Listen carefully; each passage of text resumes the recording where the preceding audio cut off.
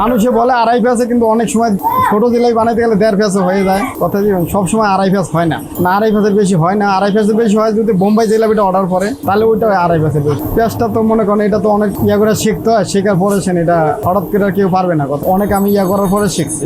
জিলাপি উঠানোর পরে শিরা দিতে হয়। এটা মানে ঠান্ডা হয়ে গেলে এটা শিরা খাবে না, ওটা গরম অবস্থায় শিরা খাওয়াইতে হবে। তেলটা জিলাপিটা সুন্দর দেখায়, আর যদি ঠান্ডা হয়ে চুবায় নেয় তা জিলাপিটা কালারটা সুন্দর বাইরে না। আমি এখানে 2000 সাল থেকে এখানে, সেও আমার বয়স ছিল 13 বছর। 18 বছর পরের থেকে আমি বানানো শিখতে আছি। আমি বেশিরভাগই এই আইটেম নিয়ে পড়ে থাকি। এই জন্য খাজা, জিলাপি, সিঙ্গারা, সমুচা এটি নিয়ে বেশিরভাগ। পরোটা এটা পরিমাণ মতো গরম না হলে তো জিলাপি সুন্দর যা হবে না, পরিমাণে একটা আছে। বেশি তেলে ভাজলে জিলাপিটা সুন্দর হয়, ঠিক আছে, আর কম তেলে ভাজলে জিলাপিটা ডিসকালার হয়ে যায়। পরিমাণ আছে, আবার বেশি তেল ওর এর থেকে বেশি পরিমাণ থাকলে জিলাপি ছাড়ার কোনো ইয়া থাকে না। 150 বছরের পুরান এটা। আমার দাদার আমল থেকে এটা আপনার বাবার জন্মের আগে মিষ্টি আইটেম শুরু করেছিল। জানা আছে মিষ্টি আইটেম সবকিছু জানা ছিল সবকিছু। বর্তমানে শুধু জিলাপি আছে, নিমকি, নিয়োগ করা, খাজা, এগুলো বিখ্যাত আছে। অরিজিনাল যেভাবে বানানোর দরকার সেভাবে বানাই, তাছাড়া অন্য কোনো এক্সট্রা যে কোনো মেডিকেল কেমিক্যাল সেগুলো দেওয়া হয় না। আমাদের যত কারিগর আছে সব পুরান কারিগরি, আর অন্যান্য মিষ্টির দোকানে যত কারিগর দেখবেন সেখানে এখান থেকেই তৈরি হয়ে গেছে।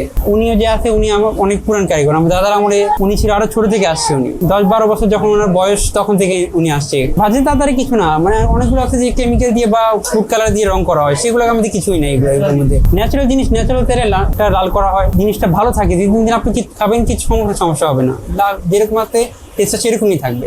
প্রায় 80 কেজি 100 কেজি এরকম, বা একটু বেশি ভিড় থাকলে আর একটু বেশি যায়, 100-150 এরকম। এইটা আসলে দাঁড়াতে হয় মানুষের, সবাই আইসা বললে দাঁড়াতে হয় একটু। যারা বসে আমরা বেশি বানায় এত বেশি স্টক করে রাখি না। মানুষ এসে বললো যে কয় কেজি লাগবে, আমরা বানায় দিয়ে দিই, সেটা না হচ্ছে। এটা মূলত জিলাপি, এটা শাহী জিলাপি আর রেশমি জিলাপি। চিকন জিলাপিটা রেশমি জিলাপিটা বলে এটাকে। শাহী জিলাপিটা হলো মোড়া জিলাপি। হালুয়া, সুজি হালুয়া, বুটের হালুয়া, আর মাস্টার্ড হালুয়া, আরো বিভিন্ন আইটেম আছে। এগুলো শুধু সবাই বছরে একবার। এই রেসিপিগুলো শুধু আমার দাদাই আছে আর কি।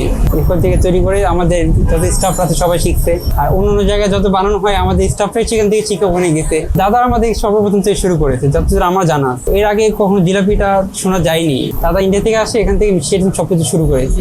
লোকজন আশেপাশে আছে, আমাদের পুরনো কারিগররা আছে, কাস্টমাররা আছে। আমাদের কাস্টমার কোনো নতুন কাস্টমার না, সবাই দাদার আমাদের কাস্টমার অনেকেই আছে, বয়স্ক কাস্টমার আছে। আর যারা নতুন প্রজন্মের, তারাও কিন্তু এই নতুন না, একবারে নেওয়া হলেও 10-15 বছর 20 বছর যারা আসছে ওরাও আছে। এটা বংশপুরনে দাদা তৈরি করে এসেছে। তারপরে আর কারিগর এটা কি করে না, আমাদের পুরান কারিগরি এখন তো চলতেছে, নতুন কারিগরি সব বুঝাইতে হয়নি। উনি আছে, উনি তো পুরান কারিগরি সব বুঝে নিচ্ছে। উনি এ টু জেড যত আইটেম আছে সবই জানে উনি। দাদা শিখেছে আসতে কত সময় লাগে। বেশি মানুষ যদি জ্ঞান ভালো থাকে তাহলে তার বেশি সময় দরকার নেই। হ্যাঁ, নিজের দোকান দিয়ে দিচ্ছে, অনেকেই আছে বিভিন্ন যে দোকান দিয়ে দিচ্ছে, অনেকে আছে অনেক বড় বড় ফ্যাক্টরিতে চলে গেছে মিষ্টি। সকালের নাস্তা বর্তমানে আগে যেটা লাবড়া ভাজি আসছিল আমাদের, যেটা ফেমাস আসছিল, সেটা এখন আপাতত নেই, কিন্তু যে ভাজিটা আছে সেটা এখন ভালো। ডাল ভাজি, হালুয়া, বরিন্দা, এগুলা, লুচি, এগুলা। আর লুচি সকালে আগে হতো, সকালে হয় না, এখন মাগরিব পর থেকে লুচি হয়। জিলাপি আপনার 1-2টা পর থেকে জিলাপি শুরু হয়, কিন্তু এই সময় আপনার 4টা-5টা পর থেকে এখানে বেশি ভিড় পড়ে একটু আর কি, সব বিক্রি হয়ে যায়। আমরা ওই পরিমাণে মানুষের লিড রাখি যে এতটুকু আমাদের বিক্রি হবে, এতটুকু। তারপর যদি এক্সট্রা লাগে তা আবার নতুন করে তৈরি করা হয়।